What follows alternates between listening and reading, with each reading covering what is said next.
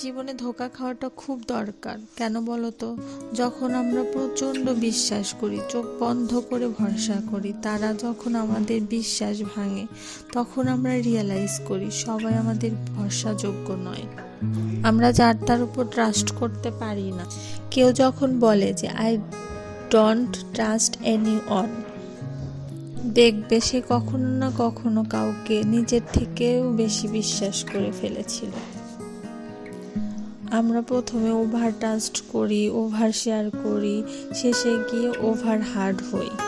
আমরা ছোটবেলা যখন সাইকেল চালানো শিখি, তখন আমরা কারোর উপর ট্রাস্ট করি যে সে আমাদের সাইকেলটা কখনো ছেড়ে দিবে না। কিন্তু সে যদি সাইকেলটা না ছাড়তো, তাহলে কি আমরা কোনোদিনও সাইকেল চালানো শিখতে পারতাম?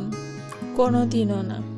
তাই সব সময় মনে রাখবে, কেউ না কেউ কখনো না কখনো তোমার বিশ্বাস ভেঙেছিল বলেই তুমি আজ অনেক অনেক কিছু শিখতে পেরেছো।